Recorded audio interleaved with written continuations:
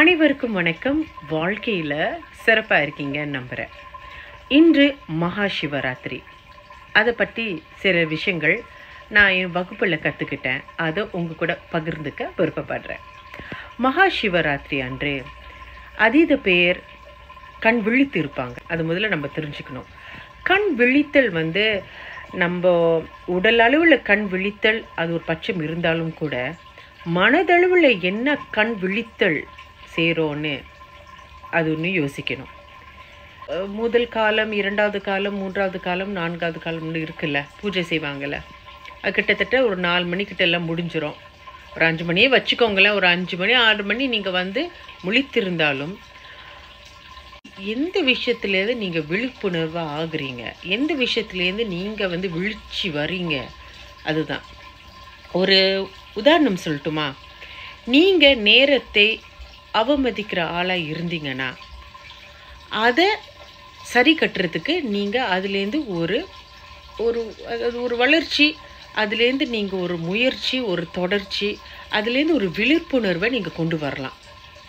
இந்த மகா சிவராத்திரி துரதிர்ஷ்டவசமாக சிலவங்க என்ன செய்கிறாங்கன்னா, கண் விழித்தல் மட்டும் வைத்துக்கொண்டு, இப்போ கோயில் குளத்தில் இருக்காங்க, அங்கே ஒரு காஃபி டீயை குடிச்சிக்கிட்டு ஊர் கதை உலக கதை சிரித்து பேசிக்கிட்டு, அது இன்னைக்கு ஒரு பொழுதாச்சும், இன்னைக்கு ஒரு இரவாச்சும் அந்த இறைவனை மனதில் நினைத்து கொண்டு உள்ளுக்கு இருக்கும் நம் மனதில் இருக்கும் இறைவனை ஒரு விஷயம் இருக்குது, இது எப்படி நான் சரி கட்டலாம், அந்த மாதிரி உங்களுக்கு நீங்களே பேசிக்கலாம். இன்னைக்கு 9 கிரகங்களும் பிளானட்ஸும் அலைன் ஆகுதுன்னு சொல்கிறாங்க. அதனால தான் சத்குருவே சொல்லுவார், நீங்கள் நிமிர்ந்து அமர்ந்திருக்கணும்னு சொல்லுவாங்க. சரி, அதெல்லாம் ஒன்று இருக்கட்டும். ஆனால் நீங்கள் அந்த மாதிரி அமர்ந்திருக்கும் பொழுது உங்களுக்குள்ளே தேடுதல் என்ன, நீங்கள் என்ன நினைத்து நீங்கள் விழிக்கிறீங்க, அதுதான். கண் விழித்தல் மட்டும் கிடையாது, மனதளவில் நம்ம விழிக்க வேண்டும். அது மறுபடியும் சொல்கிறேன், ஏன்னா இந்த ஒரு விஷயத்த நானும் இன்று கற்றுக்கிட்டேன். சிலவங்க கோயிலாக போகிறாங்க, அது தேவையானு முதல்ல யோசிக்கணும். நான் மகா சிவராத்திரிக்கு ஒரு 12 லிங்கத்தை பார்த்தேன், 18 கோயிலுக்கு போனேன். அது மகா சிவராத்திரி கிடையாது.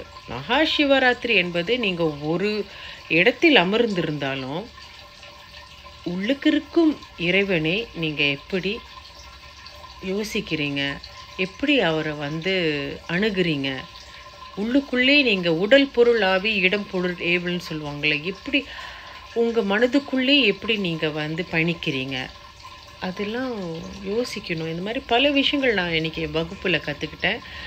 ரொம்ப சந்தோஷமாக இருக்குது. ஏன்னா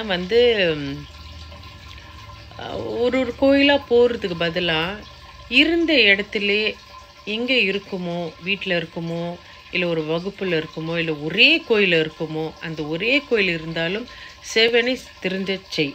ஒரு காரியமாக இருந்தாலும், ஒரு வாசகமாக இருந்தாலும் திருவாசகமாக இருக்கணும்னு சொல்லுவாங்களே, இதை பற்றி யோசிங்க, சிந்திங்க. வாழ்க்கை ஒரு முறை தான், வாழுங்க, வாழ விடுங்க. ஹர ஹர மகாதேவா.